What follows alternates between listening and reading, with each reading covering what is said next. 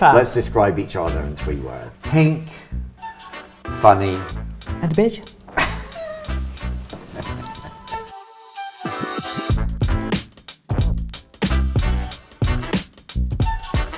Hi, Sheer Lux. I'm so excited to be here, and I'm with my best friend in the world who I've known for 40 years, and my name is Mary Greenwell. and I'm Sam McKnight, trying to get a word in edgeways as usual. You want to say when we first met? I remember I gate crashed your New Year's Eve party. Yep, in 84 stroke 85. 85. It was in your amazing apartment in Holland Park. Yes. Yeah. It was like a big party. It wasn't just 12 people, it was like sort of 200 people. I didn't even, how did you hear about it? I don't know. Party, Mary Greenwell's. There you go, New Year's Eve party. Someone said, Sam McKnight is here. And I went, Sam McKnight, why is he here?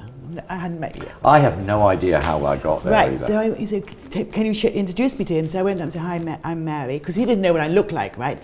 So we went to found a corner, and we did not move for 2 hours. And then hardly moved for 20 years. And you said such a sweet thing. You just said, I really wanted to meet you because you're working, with same photographers now. I was working with Pamela Hansen, etc.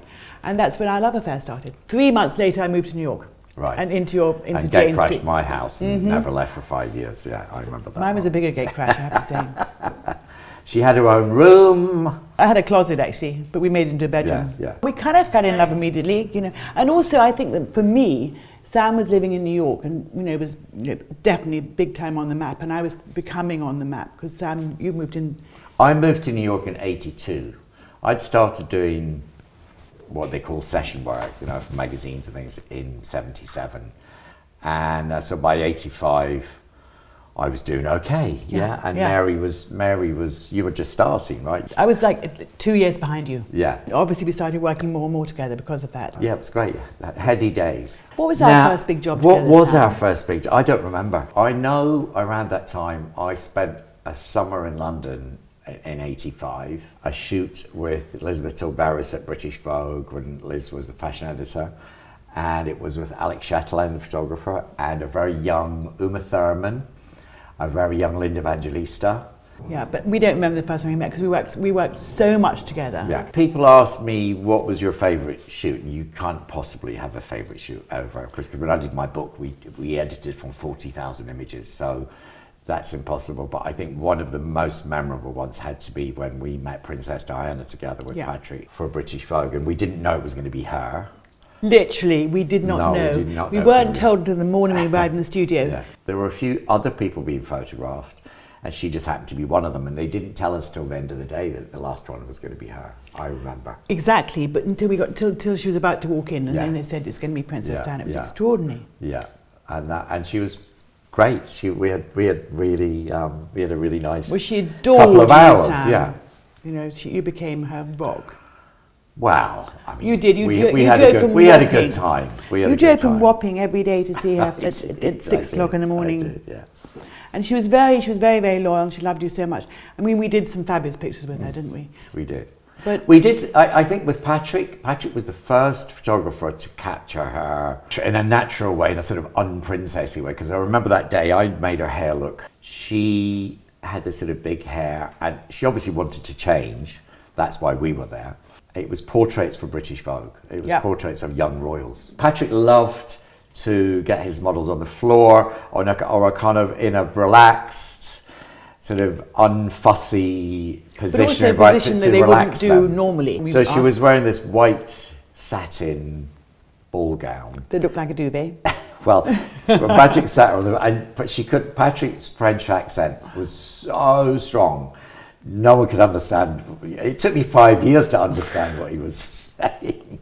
And she was giggling and laughing, and she sat on the floor in this white ball gown, burst out laughing because I was translating what he was saying, and that became the iconic picture, the iconic image, and we worked together for 7 years after that. Okay. That image. Oh, that's the one I've got as a fridge magnet. I just ran over to the fridge to get it. That's the image with her wearing a duvet. A duvet. I think I made her makeup much softer than she'd been used to. Yes. Right? Because I got rid of the blue eyeshadow. Yeah. We were at the top of the fashion game, really. Right. We were shooting Vogue left, right, and centre, and Anna Harvey was her advisor for fashion, and Anna was the Vogue editor, and Anna wanted to bring her forward to a new era, I guess, and it was the era of big puffy sleeves, big hair, and sort of glitz and dynasty glamour was gone for us, and in was the power suits and the short hair and the sort of minimal weaving It was business. almost getting into grunge at that point, wasn't it? Well, it went into the sort of minimalness of the 90s, yeah. At the time, you don't think of that, though, do you? You just do what you do, and we're constantly making things modern, and we're constantly thinking of the future rather than the past, if that makes sense. And I think we were all trying to move things forward like we do. I was very blessed to be in Paris in 1984 when all the supermodels arrived there from America, like Linda, Christy, Cindy, all of them. So when I moved to New York in 85, they all moved with me, didn't they, really? And and for lack of a better expression, we became super makeup at that time. Like, there was a few of us. But There were very probably few. a handful of hair and makeup Exactly, people who exactly. did, and a handful of models. I mean, I did Christie's first job for American Vogue with Dennis Peel, I remember, probably 84, something like that. And you were working with them when they were in Paris, and it was such a small, rarefied world because there were hardly any magazines. There weren't hundreds of Vogues. There were probably half a dozen. And there were a handful of photographers. There were a handful of photographers, and it was a very small, rarefied world, and so we all knew each other. You know, Yeah. we were all, And we had the best time. Yeah, it was amazing. Consequently, we really and did. no one was a superstar. We used to have all mornings do hair and makeup, then have lunch, and then do 3 pictures in the afternoon. Well, you'd sometimes do. I remember going to Hawaii with Christy Turlington for Revlon or something, and we had 1 picture to do. Who were we with on the Nile? We were with Patrick. Tatiana Petit's, Patrick de Marchelier. That was early 90s too. Yeah, we had the most incredible time. We were on a boat on the Nile, and we had the amazing Sarah Jane Hoare as the fashion editor, with the equally amazing Jane Pickering. Jane Pickering as her assistant. That was all. But Patrick had an assistant, and that was it. None of us had assistants. Yeah. I mean, you know, and we slept on the boat, didn't we? We slept on the boat. It So was we a, went it was up a and Nile down. cruise. Yeah, we it was went very up- Agatha Christie. Yeah. And we stopped. The clothes didn't arrive, so it was absolute heaven. So we spent 5 days on the Nile with no clothing. The clothes Got stuck. were stuck in customs. They wanted a bribe at customs of $60,000. I remember, and I mean, they just laughed because I think Vogue's budget for the whole year wasn't even $60,000. So never mind one shoot. So on the last day, we were just sunbathing on a boat, and Jane, she turned up. Jane came running on boat. She, great news, amazing news, the We all went, clothes "Oh, are how and everyone boring." kind of went, oh God, really? And we- Patrick shot 14 pages on the way to the airport. Yeah. Which was... But sit on the water, but 14 pages in one afternoon. Yeah. I mean, the thing is, they were so young. They were 18. They weren't big supermodels. No. They were just young teenagers. Beautiful. You know, beautiful, being photographed. There were no... the word supermodel hadn't really been coined, you know. No, they became coined it. Yeah. But no, it certainly they became it. But there was no, we all behaved wildly. We were always having fun. You know, we didn't sort of, it wasn't that thing, oh God, we've got 20 pictures to do in one day and we've got to get it done. There was none of that. No. So we all just grew up together, frankly. Mary and I had an amazing dinner last year with Christy, Linda, Naomi and Cindy in Claridge's one night, and we laughed and cried for about 4 hours, and it was really amazing because we were all telling different stories, and there'd be a bit here that, well, I didn't know that. I had no idea from 30, 40 years ago. I think when you spend so much time with people in your kind of formative years, you build very unique bonds. You And know? also very trusting. Yeah. We all trust each other And it was, completely. honestly, we probably hadn't been in the same room together for 30 years, maybe. You sat down and it was as if you saw them yesterday. Yeah. Who would you say put you on the map, Sam? I mean, Princess Diana definitely put me on the map. Yeah, but before that, when you were doing all the editorial. I wasn't there. Yeah, Andrea Robinson was the incredible beauty editor at American Vogue when I got to America, and she booked me with Penn, with Kevin Aucoin, and with Dennis Peale, and with all those iconic American photographers in the early 80s. I mean, we're so blessed to work with Avedon and Penn and those people, you know? Absolutely, yeah. Like 100%. We really had the golden years. We really did. We really had the golden years of that intense, high fashion, before it was super commercialized, yeah. Before it was taken over by big business. And I listen, this will be somebody else's golden years, and they'll be very different, but those were ours. Yeah. And I really treasure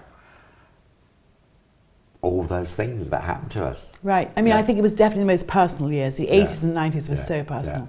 And along came year 2000, it sort of shifted then in a funny kind of way. I think for me it changed, it started to change when digital came in. Right. And I mean, I still miss those days of going on a trip with 7 or 8 people maximum, sometimes 6. Because now you go on a job and there's 50 people, and I find the whole thing discombobulating. I really sound old now, but I do love a small, intimate team, you know? Yeah, and then they used to take one the Polaroid, pull it out, and we'd all look at the one tiny little Polaroid. So you'd look at the Polaroid, and you would hope that you got that on film, right? A lot was left to chance. So, and a lot of the time, it was the shots that were a mistake that would end up on the cover. Do you think? Yeah, because we had Christy in Cabo San Lucas once with Patrick and Liz Traveris, and we were at the end of the shoot. Oh, and yes, Christy and she did this with her arms. Sat down. We were having a drink afterwards. She sat down on the sofa and sat like that. And Patrick said his famous "Bouge pas, bébé, bouge pas, bébé," and she bouged pas, and that was on the cover. Yeah. Yeah. So it's those little mistakes that. But that wasn't a mistake. That was intentional. No, I know, but it wasn't supposed to be a cover. It was just an afterthought. It wasn't set up as a shoot, you know. So it was a mistake. It was a mistake. It was absolutely not. She looked gorgeous that moment. He took it. He took the picture. Bossy. She was always bossy, I have to say. Yeah. Who? Her. Oh, that's. I won't say what I want to say, but that's the pot calling kettle black, Sam McKnight. Oh, I don't know. Who gets the prize for bossiest? Show of hands. Well, they wouldn't dare say. I think you know.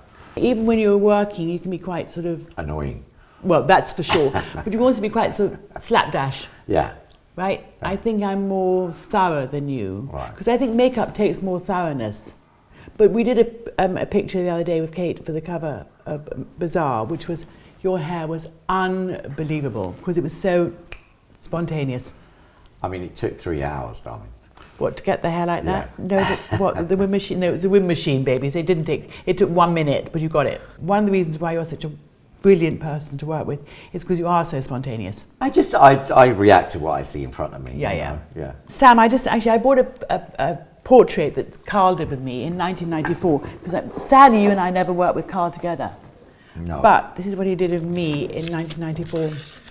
I've seen that. Yeah. It's amazing, isn't it? The Duchess. The Duchess of Portland, no less. Slightly crossed with the chairman's wife. Yeah. Okay, so this is it. It's just incredible, right? So this is... it's amazing. It's amazing. It's amazing. So I'm jealous that I didn't get one. Well, no, he did quite a lot of me, actually. Yeah, I didn't get one. Sorry about that, but he obviously had a bit of a crush on me. I would love to think. But I think you're very lucky to have that. He was amazing. He was amazing. Yeah. But he used to make me go and sit with him while he was drawing. Yeah. Like anything. Come and sit with me, Mary. Come sit with Mary.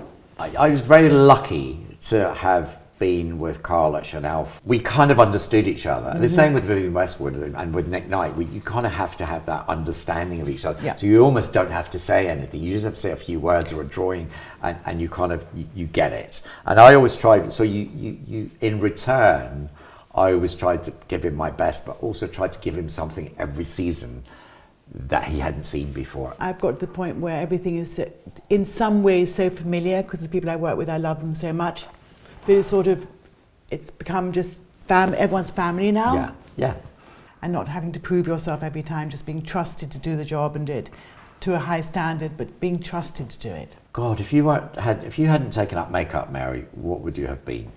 Married to a very rich man living in the country Yeah, with I 3 can see kids. that. Yeah. I mean, my mother said something so brilliantly classic to me. When I started doing makeup as a job, you know, she turned around and said, "Oh, darling, you're not going to become a career girl, are you?" Isn't that incredible? She actually said that. So, yes, that would be what she wanted for me. But I was way too wild to ever do that, because I kind of ran away from home when I was 18. Yeah. I went to California. I don't know what I would have done. I have no idea what I would have done. I quite like to work with old people now. You know, go into sort of... Like me. No, old people, as in look after old people. You may have to. Yeah, I'll come and look after you. But do something kind of quite meaningful, sort of not just, you know, because I do think that... But it is very meaningful what you do. Because the thing is, with what you do, Mary, you make people feel really good. Because it's not just about makeup and looking... It's about... It's a whole psychological trip sitting in the chair. It is meaningful. What advice would you give your younger self? It's not all about you, you know? And 'cause when you're young, you don't really understand that, do you? Well, I didn't. Engaging. You as yourself doesn't, it seems so important, but actually nobody cares about you really. Do you know what I mean? Nobody's looking at you. I think I've learned working in teams of people all the time. Mm-hmm. I've learned that I really enjoy the collaborative experience. You know, I really like working with people. Where I was much younger, I was much more in my own bubble. Well, it's maturing, isn't it? Looking at 15-year-old, 16-year-old Mary Greenwell, what would you tell her? What advice would you give her? To live the life I had. Right. Like 100%. To run away from home, go to California, live like a hippie, you know, start makeup in California, come back. I think there's actually nothing I would change. But what advice would you give? You think My advice it's going to was- be okay? My advice was be Go ahead. what you Yeah, are yeah, being yeah. right Amazing. now and Yeah, staying yeah, with yeah, that, because yeah. I had Yeah. such a wonderful life. You know, No being regrets? Not No, one. no. So Sam, you did a book. How many I years ago did. now? About- Oh, these are amazing, Yeah. these pictures. We did a lot of work together. Look, Right. with Naomi. Those are Andrew McPherson, and they're absolutely divine, aren't they? And, you know, we did a lot of work together. That's the cover we were talking about earlier. Turn the page, this page over, please. And don't worry, we're coming. I am worrying. We're I'm coming, we're desperately coming. worried. Was that you, Mary? Was that one of Cindy? Was that you? That one? 100%. Yeah. Walking down the street in Soho, dressed in a swimsuit. Can I find my favourite picture in your book, please, Which Sam? one is it? I'm going to show you. You don't know if you where let it me. is. This There one. you go. That No, one? no. Can I have your book, please, Sam McKnight? We're not very good at sharing. She doesn't know where. She doesn't know where anything is, right? But I'll find it.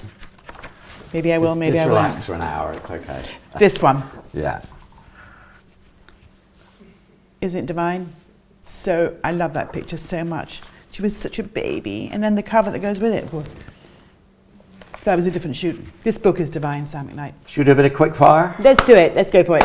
Dream client, living or not? Well, living Kate Blanchett. Right. One of my best friends and amazing. I'm so spoiled to be working with her. Yours? What's your dream? Do you know what? I don't think like that. I mean, if someone asks, I'm happy to do it. For me, I'm not really. I've never had dream clients. No, I don't. Okay, so I've never really had dream clients. I mean, I suppose it would have been amazing to do the Queen. I mean, we did meet the Queen, didn't we? We did. We Oh, curtsied God, in. that Oh, was so that's funny. such a great That story. was- Do you remember that wonderful time we went off to Clarendon House to do Sarah's makeup? To do, yeah, absolutely. At Lord Snowdon's daughter, Yeah. yes. And they all went off to Westminster Abbey. You and I were left in the house on Yeah. the loan. Yeah. And we, first of all, we were up in the makeup room or whatever, and so we thought, well, let's go down to the garden, where we laid in these amazing bath chairs in the garden for a minute. Do you remember? And then we thought, maybe this isn't a good look. It's really not our house to be lying in their garden. So we came into the room. We were in the hallway of Clarence's house, and somebody came along quickly and pushed us into a room to get out of the way because the royal party were coming. Right, so the first person to come into the room was the Queen Mum. Now, don't forget, these people are very, very, very well brought up and very chic. She had no problem in her sitting room. We were in her sitting room. We were in her sitting We were room. in her sitting. We didn't know that. We were in her sitting room. Of course we knew that. Well, I didn't know it. And at You're the much end of the, posher than me. I didn't have a clue. So in the corner was the drinks tray, right? She walked straight in, said hello to us. We kind of slightly embarrassed. got a drink, and then stood there talking to us about how beautiful she is, and who are you guys, no problem. Then the next person comes was Princess Margaret, who went straight to the drink things again, right? Poured herself a drink, and now the four of us are just chatting away, and we've done our curtsies. And then finally, the Queen says, "Oh, for goodness sake, hurry up." And it was so funny, and they were really amazing because there were three little women with Minnie Mouse shoes on, and those incredibly posh voices. "Oh, she looked marvelous! She looked marvelous!" They were very, very sweet. That was quite. They were divine. That was really surreal. It was such a magic moment, wasn't it? It was magic. Fun. Let's describe each other in 3 words. Okay, so I'll start with you. Incredibly talented, incredibly kind, and a really good friend. Okay. Oh God, I have to be nice now, don't I? You do. That's why I started. Yeah. Pink, funny. And a bitch. I know that's what you want to say. No, I would never use that word. No, indeed, it's a hideous word. Pink, funny, and Mary. Okay, that's individual. Favourite work we've done? I think all of your work with Kate Blanchett is just amazing, iconic, all those positive words. I think what you do together is wonderful. You've been together a long time. Yes, we have. But I think my favourite work that you've ever done was actually with the Supermodels at the beginning. Yeah. It was just extraordinary, darling. When we were so blessed to be with them every single day. Yeah, it was amazing. Yeah, and all the covers and the travelling with them. That was probably my favourite sort of journey. Sam, what would be your holy grail hair product? My holy grail hair product would be my modern hairspray because I can do anything with it. I wouldn't need anything else. There you go. And I agree with you, it's fantastic. Mary, what is the most underrated beauty product in your kit? I love all my products. I mean, it's a really hard question to answer, but I think Sublimage foundation by Chanel is phenomenal, and it suits everyone, and it just goes on really well. What does it do? It's a foundation, right, but it's not a heavy foundation. You still need to wear concealer with it, but it's the most beautiful texture. Best multi-use product everyone should own. I think every woman should have a hair mask on their bathroom shelf. What is a hair mask? It's a deep conditioning treatment once a week.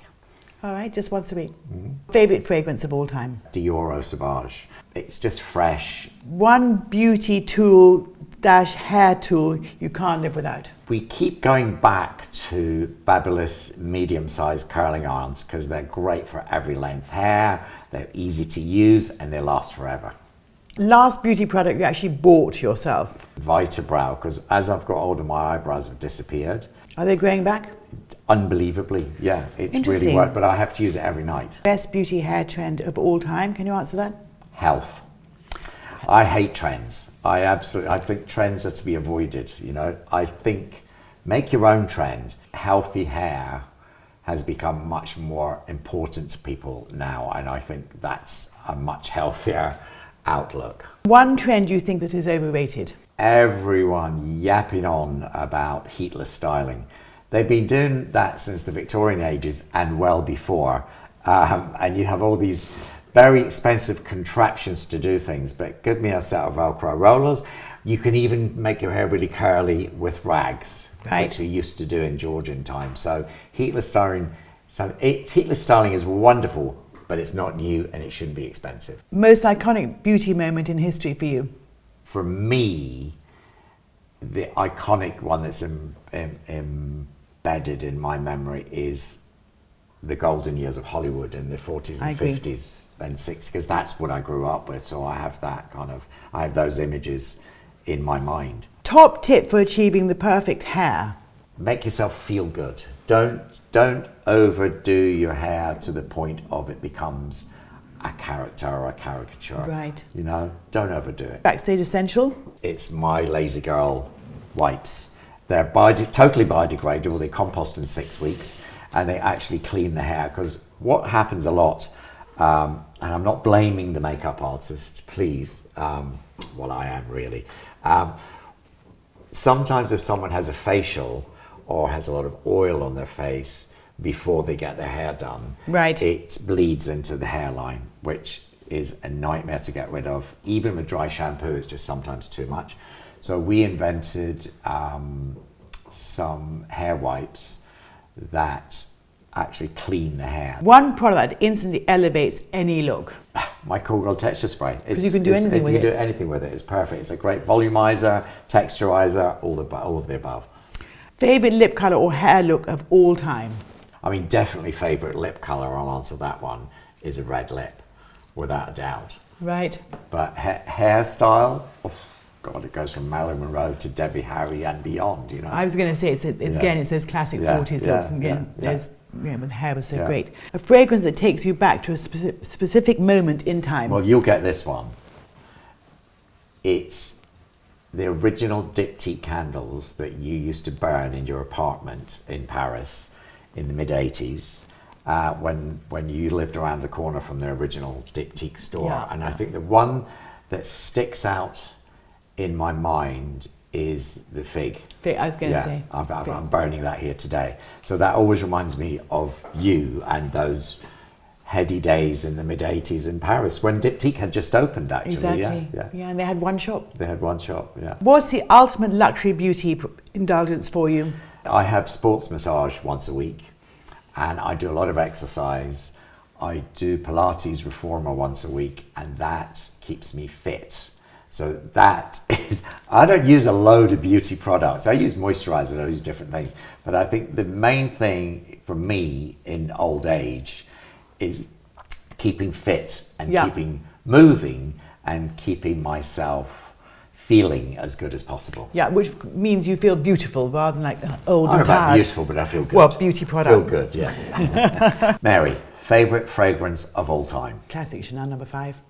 There's something about that, you know, the fact that Coco Chanel made it in the garden and brought it to Paris, and the whole story behind it is so magical and amazing, and it became unbelievably popular immediately because Coco Chanel was so beautiful herself. And what's your best beauty trend of all time? I think probably the most fantastic period for makeup, when makeup suddenly became wearable for everyone, because don't forget there was a point when only very, very successful or wealthy people wore makeup, is the Hollywood in the 20s, 30s and 40s like you. Those iconic pictures by the most amazing photographers.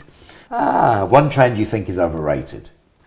I think one trend I think is overrated, which is going to be very interesting for a lot of young people out there listening to us, but which is fine. I don't mind them having shiny faces, but I think one trend that's really overrated is for women of a certain age to have no powder on their faces, like the T-zone. It's so aging to have a really shiny face. If you could use only one brand for the rest of your life, what would it be? Chanel. I think they're so inclusive. Their skincare is wonderful. Their colours are incredible. Their textures are great. They have everything in there. They have every different kind of foundation, powders. It's just a great brand. And what's your go-to essential that saves the day? Concealer. There you go. But the colour of the concealer has to match. Yeah. It can't be a pale one. It's got to be matching the skin tone. So when you go to do a celebrity or something, you know their skin tone, so you take concealers accordingly, right? Yeah. Correct. One product that instantly elevates any look. Mascara. There you go. I mean, like 100%. And even people who have dark eyelashes still look better with mascara on them, because it just opens up the entire face. And what's the Chanel product that you always have in your kit, Mary? I think the foundations mostly, yeah. Sublimage, I adore. There you go. And if you had to wear one Chanel lipstick forever, what shade would that be? I mean, there's such a wonderful range. I can get away wearing quite a few, but what it should be is always it should be complementing your lip colour and your skin tone. So basically the best lipsticks to wear are ones that are actually like 3 or 4 tones darker than your natural lip colour to bring your lip out. And the ultimate beauty luxury for you? A huge bathtub with loads of bath salts and bath oils. You love your baths, don't you? Yeah, you love your bath. And just lie in the bath, telephone beside me, music on. Do you put oil in the bath ever? Oh yeah. Do you? Oil and, not your hair oil. No. But that'd be such a waste. So Mary, what is next for you? I'm going to go to a Chanel event tomorrow actually. They're opening up a pop-up shop in Covent Garden for all their lipsticks, which is going to be absolutely amazing. So that's tomorrow. So what's next for you, Sam? We have a really amazing product launch coming very, very soon. So we're getting geared up for that. Great. Good luck.